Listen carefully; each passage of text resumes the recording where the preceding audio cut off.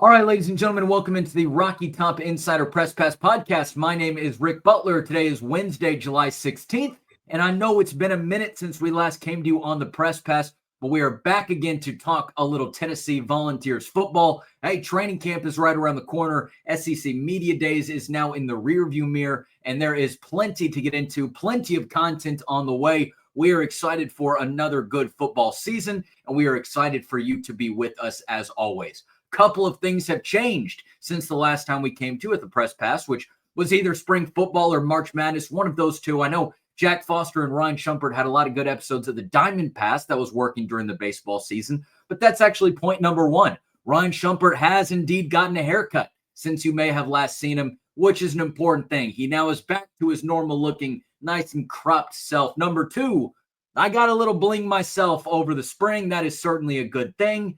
But number three, and maybe most importantly, we have added a new 5-star prospect to our team, our roster here at Rocky Top Insider. We're recording in the middle of July right now. If you've been in touch with the website for the past 16 days, you would have read something that he's written already, but get ready to see a lot more of him throughout the football season. You'll be hearing him on the podcast. You'll be seeing him on video. He's going to be all over the place for us, a 5-tool player, Ryan Sylvia. He's a professional here in Knoxville. He is a veteran here in the Tennessee athletics world, and we are absolutely thrilled to have him on our team as we start stacking up a monopoly of the Ryan S's here in Knoxville. My friend, welcome in, and it's good to have you finally. We've been friends for so long. We've always crossed paths here in the media scene, but now to have you on our team, it's been a pretty good summer, I can certainly say.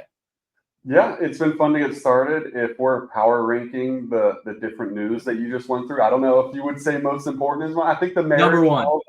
I think I got to go with your marriage there, and I think your wife would agree with me.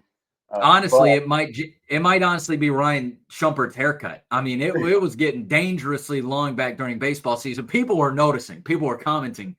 It's back normal now. Ryan Shumpert, by the way, on vacation right now. A well-deserved vacation. He is the hardest working man in Knoxville. I've always said it. So he is on a well-deserved vacation right now. Ryan, Sylvia, and I were at SEC Media Days yesterday. So that's why it's just the two of us for today. But we'll have the full group. But I'd still go with you number one. I mean, it's a pretty big addition here in the middle of summer. You talk about Tennessee football's summer recruiting surge. Well, what about us? It's been pretty good. I'll let you have that. I'll debate it. I'll go marriage one. Shumpert haircut too. See, he's a clean cut man now. He's looking sharp now, and then I'll go my addition 3. But I am really happy to get going with you guys. Got the first literal press pass in the books with RTI, going to media days on Tuesday, seeing what Josh Heupel and the player representatives had to say. So it's good to get that under my belt because I mean, man, it really is kind of the signal of like, okay, football season's almost here. Because then all of a sudden you look at the schedule and it's like, all right, we're 2 weeks away from we'll be inside that practice facility and we'll be watching those first practice snaps for Joey Aguilar and those first reps for Jake Merklinger as he really immerses himself into this quarterback battle. So it's really coming up fast, but it's an exciting time, I think, as Tennessee kind of really turns the page to maybe kind of the second act of the Josh Heupel era. Yeah, no doubt about it. I mean, in just a couple of weeks, we're going to, like you said, we're going to be in the facility. We obviously start things off with the Tennessee Media Day, so we can talk to a bunch of the players and the coaches. But then things are going to start rolling with fall practices and fall training camp and everything that gets you ready for the season. Tennessee going back to Atlanta where Media Days have been for the season opener against Syracuse, I believe on August 30th. I don't think it's the 31st. Yes. I think it's the 30th. It is a Saturday, though. So just find the last Saturday in August, and you'll find when Tennessee takes on the Orange in Mercedes-Benz. Not going to be the longest podcast we've ever had today. Again, talking about just kind of some of our quick recap thoughts on SEC Media Days, get Ryan Sylvia accustomed to what we're doing over here, get the fans accustomed to him. So we're just going to kind of be talking our some quick thoughts about it. Ryan and I took about a 14-hour trip, a round trip here from Knoxville to Atlanta and back yesterday. Now we are recording here on a Wednesday morning. So thoughts are still fresh. We're going to talk about some of these things. By the way, before we start, wanted to give a quick shout out to our great partners over at WATE right here in Knoxville. Ryan and I got to do a little bit of a television segment hit with the great Sam Rothman yesterday. So that's always fun. Be sure that you are checking out WATE as there's going to be a ton of crossover content. That's definitely something that's going to be new on our radar coming up this fall, but a lot of crossover content with the great folks over at WATE. But Ryan, it wasn't a surprise to us when we heard that one of the first things that they wanted to talk about on their television hit was the quarterback battle. Everybody wants to talk about the quarterback battle, and frankly, for good reason. It's only the second time here in the Josh Heupel era that this is going to be going on. Maybe unexpected if you're talking about at the end of last season, but now it's certainly had plenty of months for people to let it sink in, to get excited about it. Maybe some people are getting a little bit nervous about it, but we certainly have a quarterback battle on our hands here coming up next month in Knoxville. And Josh Heupel was not shy in acknowledging that he's ready for that he's excited for that, and that it's going to be a true battle when those guys hit the practice field coming up next month. And it'll be the first time since that 2021 season, that initial season for Josh Heupel, that Tennessee's going into a year without a really set in stone quarterback. Everyone knew last year was Miko's job. Everyone knew the year before it was Joe's job. And the year before that, Hendon did plenty in 2021 to cement himself for that 2022 position.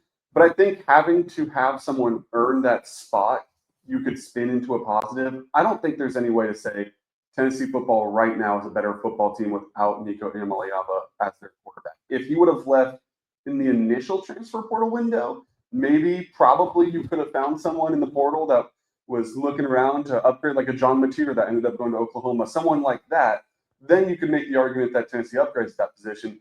Given the timing, given the lack of players in that portal window, and given how little time Joey Aguilar has to really immerse himself in this offense, it's tough to say that they're a better team now. However, the fact that you have to have one of those guys step up, earn the job, they're going to push each other every day. They talk about it. Miles Kitselman talked about it at his own position group of, you can get a little complacent if you know it's your job. Everyone knows right now it's Miles Kitselman's job at tight end. He's having freshmen like Jack Van Dorselaer come in and say, hey, we don't do that here. Hey, you need to be at this standard. And it's always a good reminder to have those guys right behind you to push you. And so when it's a true quarterback battle like it is, if Jake Merklinger is in there watching film at 10 p.m. and he's doing this and that late at night, Joey Aguilar can't sit around and not do that. Like, he's going to have to put in the work as well. And it's vice versa, of course, too. So to have someone pushing you on both ends, I think that is only a positive. And if Nico stays, Jake Merklinger could be at one level. The fact that Nico left and Jake Merklinger now has a chance to take the starting job, it's so many steps ahead of where he would have been if he knew he was QB2. So I think it's only good for Jake Merklinger as well that he can take kind of a bigger step forward going into year two, given his opportunities, compared to if he knew he was just QB2. So once again, are they a better team without Nico? No, I don't think so. Are there positives to it? Yeah, I think you can spin it into some positives. Yeah, and I thought that one of the kind of the flex comments that Josh Heupel had yesterday, and we know that he's not going to do too much to kind of rile up the media or rile up certainly people on social media or anything like that. But I did think he had a nice little flex comment. He said, look, I've been to a lot of places and been with a lot of offenses during the time of my career.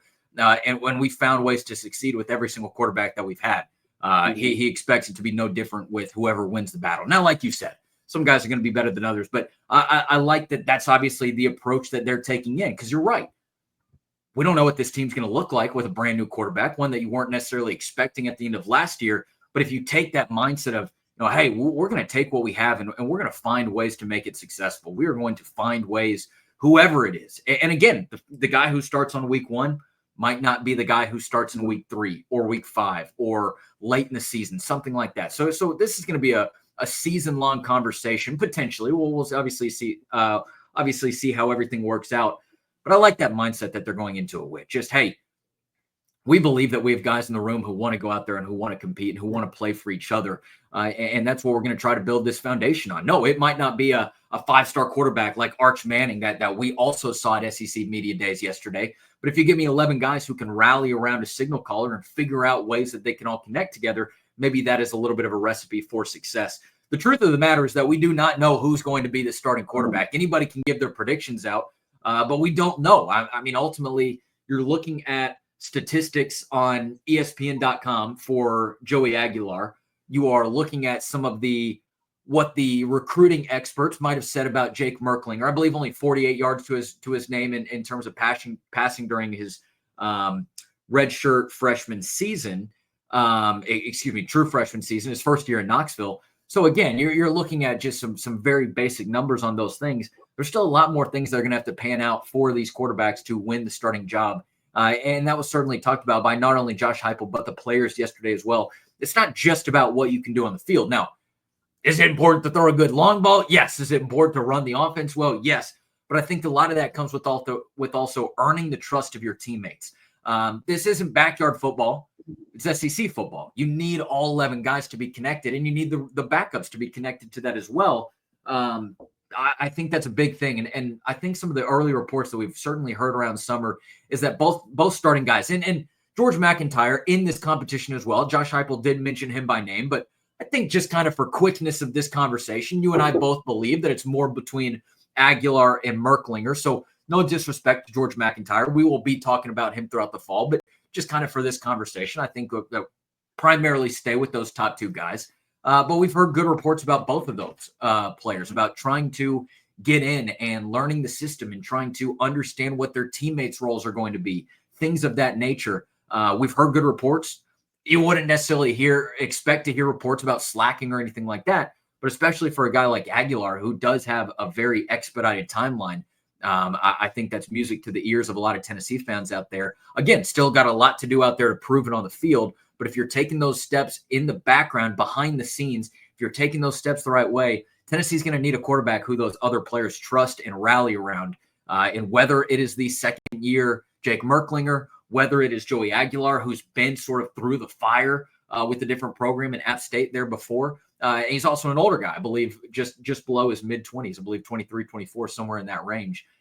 We'll see how those work out. But that was one of the big takeaways from yesterday as well, just kind of hearing about the acclimation process for not only Joey Aguilar as a transfer, but also Jake Merklinger, as you said, stepping into a position that he maybe not have been expecting, go back 7, 8, 9 months ago. And I think that's part of, if you want to take a positive from the whole Nico situation, it's that this team is clearly so ready to just move on from it and have people inside the program that want to be there. That was something Miles Kitselman said. And he said that after the spring game as well, and he echoed that statement at media days, where it's like everything Tennessee feels like they need to win, they have in that locker room. They want guys that want to be there, and that's exactly what Jake Merklinger and Joey Aguilar are. And the fact that you hear guys like Miles Kitselman say, hey, Joey Aguilar's come in, and it's been nothing but a smooth transition. He's done nothing but make friendships with everyone on the roster extremely quickly, despite the quick turnaround. And he got there by just a little over a month ago, was the time he touched down in Knoxville. And since then, we're going to the pool all the time. We have 50 guys on the team in the pool at one time. Everyone's just hanging out.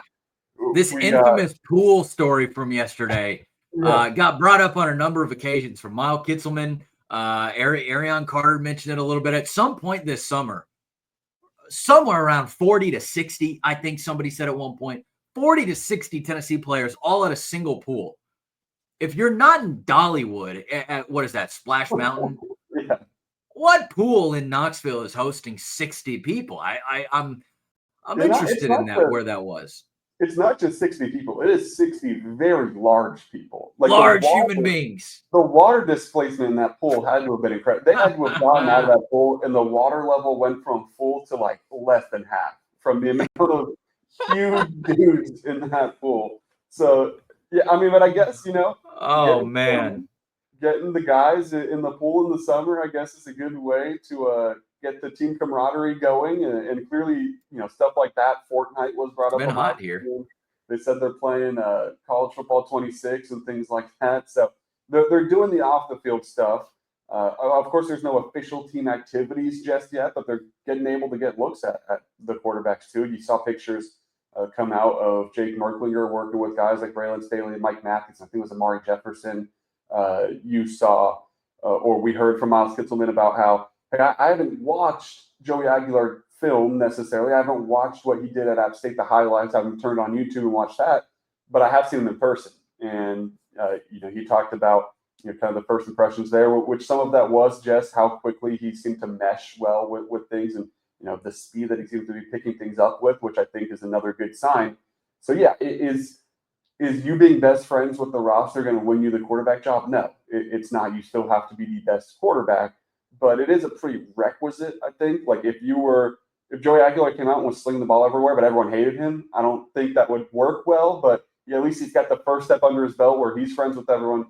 Clearly, everyone is starting to rally around Jake Merklinger as well as a guy who's been here and is sticking it out. And I mean, he could have transferred going into this year, knowing that Nico was likely going to be the quarterback, and he would have to wait for his opportunity, knowing there's a 5-star Faison Brandon committed right behind him.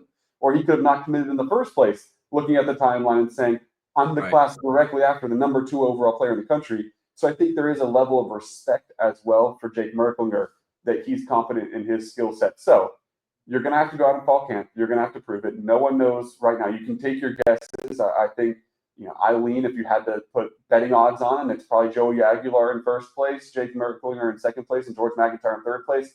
But any of the three could theoretically win the job. It is an open competition, and it'll be very interesting. We don't get to see the entire practices, but even the portions that are open to the media, those will be interesting to see, just kind of that rotation of quarterbacks and who looks good, who doesn't, and how that develops throughout the fall. Yeah, and we'll see, how this thing gets shaken out. I think nobody has the expectation that Josh Heupel is going to name a starter at some point during fall camp, especially the early portions. But maybe something will kind of be going on behind the scenes in the coach's room, whereas they kind of make some progress in that conversation at least. But I do think that we're going to get a good idea, and maybe there's a little bit of transparency kind of throughout the fall of what these guys are looking for, although you do talk to Josh Heupel at the beginning and the end, if I remember correctly. So it's not like we won't hear from him too much there. But talking to some of the other position coaches, that'll be exciting. I expect to hear a lot of business as usual when it comes to fall camp coming up next month. And not that this is a fall camp preview, but again, that's a lot of what we heard yesterday at SEC Media Days.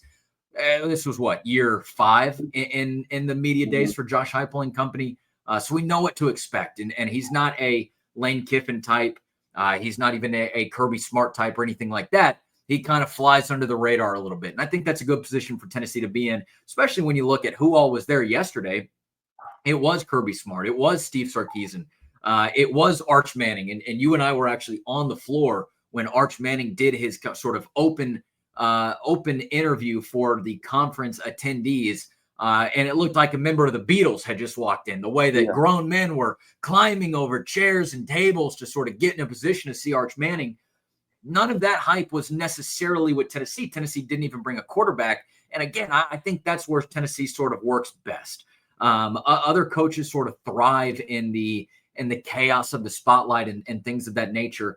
Not that Josh Heupel couldn't. I think he probably could, but I think that Tennessee likes to kind of go in, handle their business, and go out. That's what we saw yesterday from not only Tennessee, but it's also it's trio of players: Miles Kitselman, Arion Carter, and Bryson Eason.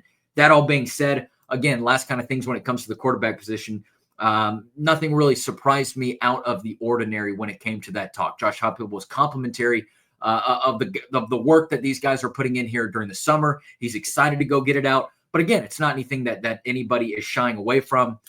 How could you, right? With all the storylines that have gone on, your quarterback position was maybe the most publicized storyline of any quarterback position over the offseason. So can't shy away from that. But Josh Heupel certainly acknowledged that, hey, we've got a new situation we're going into. One reporter did ask him, hey, this is a bit of a unique situation that you're in, just in the timing that you lost a quarterback. And again, I thought that Josh Heupel had a very well put together answer on that. He said, look, at the end of the day, you could lose your quarterback in December in the transfer portal window, in the spring portal window, but you could also lose them in the first half of week 1. And now you've got to go into the rest of the season with that backup. At the end of the day, it's just about next man up mentality. And I think that is something that Tennessee preaches inside of that room. And I think that is something that we will see unfold here throughout camp as we get into things. But ultimately, business as usual for the quarterback position. Not much to say too much about it in terms of a prediction or something that stood out too much. I think you got to wait just a couple of weeks until the media can actually get on the field and start getting some observations down to maybe see who is leading that race. But I think it's certainly one that I'm excited to see. And if you want a kind of timeline for when this announcement when will we know who the starting quarterback for Tennessee is? If you look back to the last time they had that quarterback battle in 2021, Joe Milton was named the starter on August 30th. Their opening game was on September 2nd. So I would expect a similar timeline, like the precedent, I guess, has been set by Josh Heupel on they'll take the entire fall camp. They're not going to name a guy until kind of those last few days leading into things. I would expect him to name a guy leading into it. I think it's important for him to have a quarterback like under the quarterback one tab going into things. I could not imagine he's going to go with the two quarterback system or anything like that. But it seems like this will be something that will take pretty much the entirety of fall camp, and then kind of right down at the wire is when he'll make that call. But I do think that's a good point. I mean, you saw in 2021 as well. Joe Milton wins the job. Week 2 against Pitt, he gets injured. Hendon Hooker comes in and never looks back. So even if it's Joey Agler who wins the job, who knows what that looks like by the end of the season? Or if it's Jake Merklinger that wins the job, who knows what that looks like by the end of the season? It's going to be something that I think will be worth keeping tabs on throughout the entire year. It's not just going to be, okay, this guy won. He was named starter on August 28th, and that means he's starting every single game this year. Something funny that's happening right now is Kalen DeBoer has just taken the stage over at SEC Media Days. But as he starts out his press conference, the little ticker on the side is going through all of Tennessee's returning starters. So you do have that that nice little Tennessee pop in during Kalen DeBoer's, I guess, second SEC Media Days appearance with the Alabama Crimson Tide. He's 0-1 against Tennessee. So Tennessee's got some. Tennessee's still trying to get back the trash talking rights on Alabama as a program after that stretch, but they can do it on Kalen DeBoer. They have his number so far. My favorite moment from SEC Media Days yesterday, undoubtedly, was when Steve Sarkisian walked up to the stage after this big grand introduction by Greg Sankey, and he's the last guy to go. And there's a lot of hype about what he's got going on. National championship contender Arch Manning, just a couple minutes from taking the stage himself. They bring him up to the Texas A&M fight song, the hullabaloo, hullabaloo, something to something, the goodbye to Texas Unit, and that was pretty darn good. You could see a lot of guys in the stadium say, "Oh, wait, huh? You're hearing that too? That's not right." And I thought that was pretty good. No joke about it, which I kind of hope for in the moment. I'm not going to sing the rest of that song, but I am Steve Sarkisian here for Media Days. But that was by far my favorite part of the quick time that we did get to spend at Media Days in Atlanta yesterday. I almost wonder if he didn't notice, because I feel like that's a very easy. Maybe. He might have just been so locked in. I got to memorize this 5-minute opening statement. I'm walking up to the stage. Let's get this thing over with. It almost like he just flew right past it. It almost looked like it just went in one ear and out the other. Because if Kalen DeBoer takes the stage and Rocky Top starts playing, like surely you got to say something. Or if Josh Heupel takes the stage and they start playing something else, like I feel like that's what we saw from Josh Heupel too. He had 2 different moments on the podium where someone said that they married a Tennessee fan. Oh, you married up, buddy, and then someone's talking. Oh, he buddied someone. Yeah, that was great. About that Georgia series and how he hasn't beat Georgia yet at Tennessee. Hey, thanks for reminding me, man. So Josh Heupel went up there and he gave his little quips and his little jokes, and I think that can go maybe not a long way, but a short way in terms of humanizing a coach and these big figures. And you take those little jabs here and there, and I think that can help your case. And so that's why part of me is like, I don't even know if Steve Sarkisian knows. He just kind of got up there and went up as business as usual. My question is, and there are people who are very in tune to fight songs, and they love that aspect. My old co-host, Brandon Orrick, back at on our radio program, The Blitz, he loved that kind of stuff. He could pick them out, and he knew which one was which. He was very good at it. I, on the other hand, am not. So, I don't know what the average is, and maybe I'm just more in tune to Texas A&M because I am a Texas guy with a lot of family members who are Texas A&M graduates and fans. So I remember that one, and that one also is a little bit easy to make fun of. They were in the SEC for quite some time. Their fight song was still based on "Goodbye to Texas University." I guess now it finally makes sense again. But I'd also wonder, how many other of those songs would you be able to pick out? If Josh Heupel walked up and the Mississippi State fight song, came up, would we notice? Would we immediately be able to tell where it is? Maybe there's only a couple of ones that you directly know, and I don't know. Maybe A&M is one of those bigger ones, just because it is kind of a very catchy jingle. But I don't know. I think Rocky Top might be the biggest one that if it plays for literally anybody else, everybody in the crowd and the surrounding areas, and certainly if you're watching on TV, they know where Rocky Top is from. So maybe again, maybe I'm biased a little bit, but I think that one at least is very noticeable. If any opposing coach had walked up to that instead of their own, people don't like that song if you're not Tennessee related.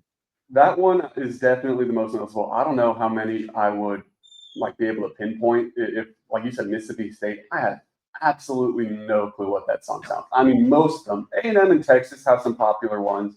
Texas is, working on the railroad or whatever, that tune. So that one's kind of easy Texas. To memorize. But and before anyone gets mad, yes, Rock Top is not the official fight song of the University of Tennessee. It's but that is what they play. I'm pretty sure. But they played it.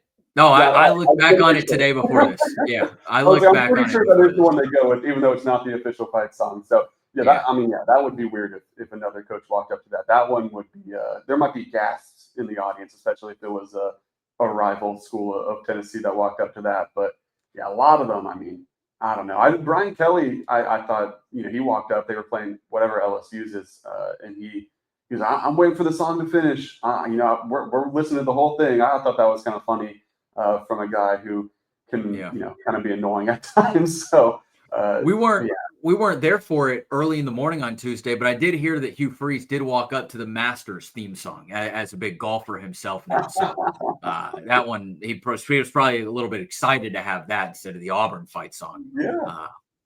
In Auburn, for full transparency, my sister was a gymnast at Auburn. My brother-in-law, her husband, was the long snapper at Auburn. So I'm not an Auburn fan by any means, so don't jump on me there. But they do have a soft spot because of that.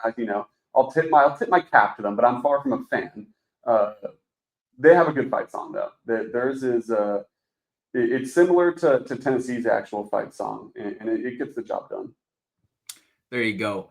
SEC Media Day still going on in Atlanta, Georgia, as we speak. Again, we talked about Tennessee going back to Atlanta in just over a month and a couple weeks to play Syracuse in the season opener in the Aflac kickoff game. Certainly a lot to get into before now and then to talk about.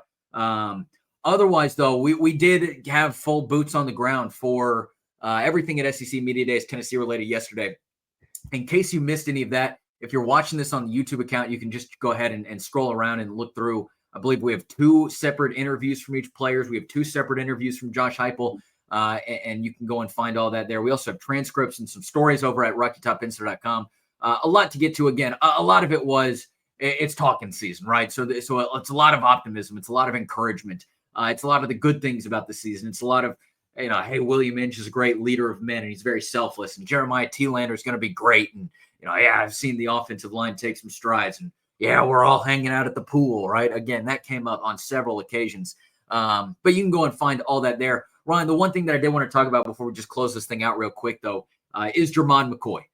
Mm-hmm. The star of Tennessee's defense, especially without former first-round pick James Pierce Jr. there anymore. The star of Tennessee's defense, a phenomenal talent that is widely regarded as a potential first-round pick in the 2026 NFL draft. Not even late round, but sort of in the middle of the round there as well.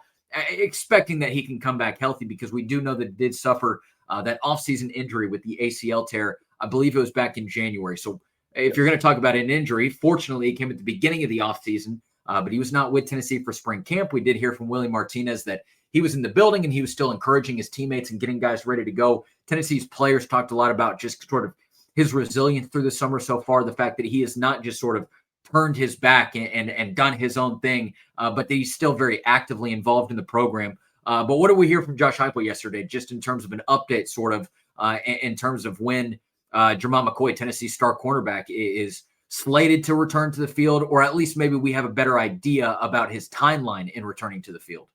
Yeah, well, the last time we saw him, at the spring practices, he was on crutches. He was kind of off to the side, not being able to do much. He's taken steps in the right direction, I think is the way to put it. He's going through the rehab process. I don't know. Heupel didn't say he was ahead of schedule, but he certainly doesn't seem to be behind schedule. So maybe on schedule would be the way to put it, which is certainly not a bad thing.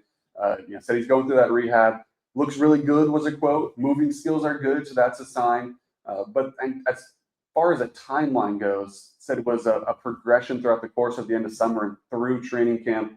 And quote, we'll figure that out as we get into the season. So it seems like something that might leak into the year. I mean, if you're looking at the schedule, we're not doctors, we're not on the staff, we don't know the medical records of Jermod McCoy right now. But if it is something that leaks into the season, like, you probably don't need him necessarily at first to start things off. So if he's not at 100%, I think there's a situation like you probably don't need him against Syracuse. Would you love to have him against Syracuse? Of course. Sure. Is that going to be the reason you lose to Syracuse? No, like, you should win that game without him. ETSU the next week goes without saying. You do not need Jermod McCoy to handle business in that. And then the Georgia game is kind of maybe the other way of the Syracuse game. Does Tennessee have a chance to win that game? Sure, it's at home. They could do something. Joey Aguilar could be, or Jake McNamara could be fantastic. But that feels like another game where that's probably not the difference. I think you would rather get a healthy Jermod McCoy to get into that kind of bulk of SEC play where there's a lot of toss-up games and he could really make a difference. So maybe you're looking at a return on September 20th against UAB to get your feet under you and try to maybe get some reps in, because then right after that you have at Mississippi State, which you should be fine. You should win that game. You have Arkansas at home, which you should win, but obviously we saw Tennessee lose that game last year. Then you have Alabama on the road. Yeah, you have Alabama on the road. You'd love to have Jermod McCoy. You're going to Kentucky. You'd love to have Jermod McCoy. You got Oklahoma at home. You'd love to have Jermod McCoy. So I think it is something that if it does leak into the season, I wouldn't be surprised if it got stretched up just a few weeks. Maybe think back, what was it, the 23 season with Cooper Mays, where he was trying to get back, and it kind of felt like, all right, let's just hold on tight. Let's get him back for that Florida game and go from there. It seems like it could be kind of a similar situation this year for Tennessee with Jermod McCoy. Unless he's really at 100% and has his feet under him to go into the year, let's maybe just give him a couple extra weeks to try to get things figured out. Yeah, no doubt. I think that's a great way to look at it. And again, we don't know what this thing's going to look like. We're not behind the scenes. But if you want to talk about a likely possibility, just from a 30,000-foot view on the outside looking in, I think Ryan lays out a really good sort of timeline or path there into what might happen.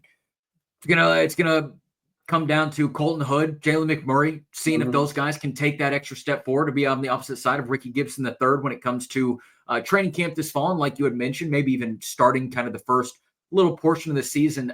Colton Hood being the transfer from Colorado, who previously trained under Deion Sanders with the Buffaloes program. We're going to talk about the quarterback battle a lot. We're going to talk about the running backs and the order that they might go. But I think that's a sneaky competition as well. Is it going to be is it going to be maybe indicative of the starter at the end of the season? No, because I think that we do expect Jermod McCoy to come back and obviously retake that starting role. But I think that's going to be a big thing to look at during fall camp. It's just kind of which one of those guys maybe separates themselves a little bit more, which one of those guys can maybe earn that other spot alongside Ricky Gibson. But I think those are the two names we're looking at. Then McCoy gets back into the fold. And then you've got those two guys who, again, hopefully are taking those steps forward for Tennessee to be able to rotate them in with not too much drop-off. Again, you're talking about two really talented cornerbacks as Tennessee starters right now.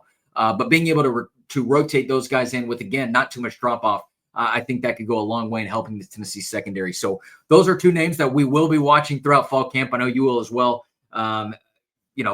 Quarterback battle is going to be a big thing, but don't sleep on the cornerback battle. Not necessarily battle as well, but just saying that about that progression from those two guys as Jermod McCoy continues to work his way back from injury. That's one I think could leak into the season as well. Because like a quarterback, sure. You need to have a guy. Like there's one guy playing quarterback, ideally, for an entire game. On the offensive line, at some of those positions on the interior that they're still trying to iron out, you don't want to rotate on the offensive line. You want to have your 5 offensive linemen that play every snap. At quarterback, I would not be surprised at all if Jermod McCoy's not ready to go to start the year, which is still an if, that it's Colton Hood starting and then Jalen McMurray filling in for the next drive. They're going through the rotations. You get a couple other young guys maybe in the mix. That could be one that I think we see continue to develop throughout the year when you get those game reps in, and then maybe you start to settle on, all right, well, this guy looks really good so far. Maybe he needs to play a little bit more than the other guy when you get to that Georgia game and things like that until Jermod McCoy is healthy if he does miss that first portion of the year. So that is one that, yes, I think it's worth noting in fall camp. Maybe if one guy takes a step, further than the other guy, but at the same time, that is certainly a position that I think we'll definitely see both guys get their fair share of reps at least early in the year.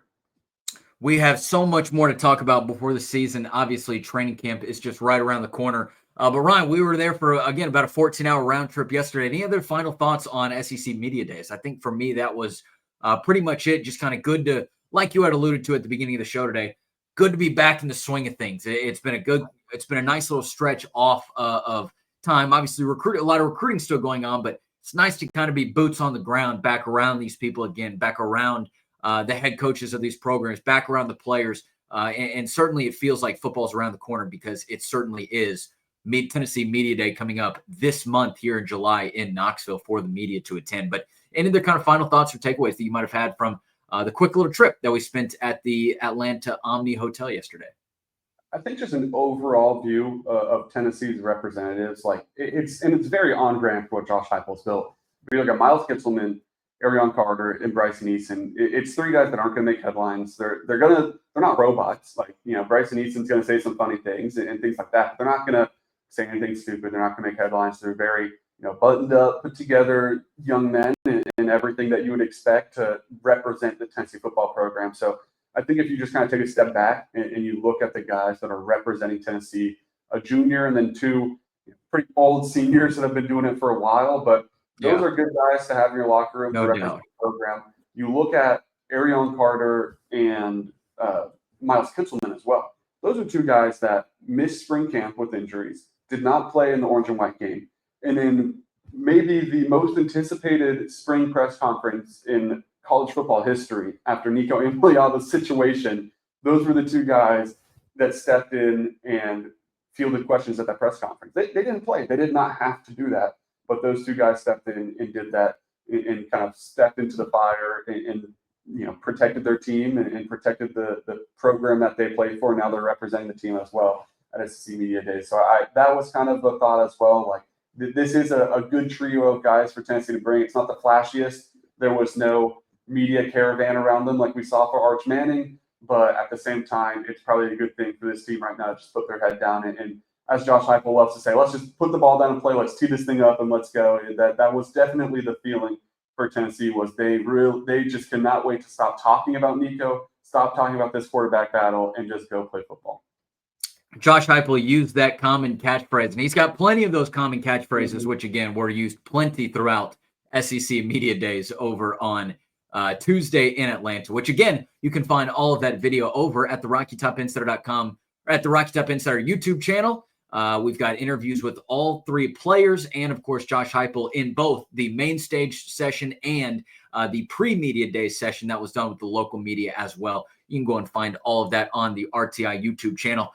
Look, I got to tell you, this summer, we've known it's coming. We've been excited about it these last 16 days, but adding Ryan Sylvia to our Rocky Top Insider team is only going to make us just that much stronger as we do what we love to do, which is bring you, the fan base, the Tennessee news and content that you absolutely deserve to know. Ryan Shumpert, he will be on the next version, I assume, as we get ready for fall camp. He is going to be thrilled to be back and be able to talk to you guys as well. And then, of course, Jack Foster is going to make some surprise appearances throughout the year as well. A college football savant, as he also does his work for Omaha Productions, Peyton Manning's company. Does a lot of work with a lot of the great analysts and podcasters over there as well. So we got a stacked team coming for you for Tennessee football coming up this year for what is going to be a very, very talked about preseason for the Tennessee Volunteers.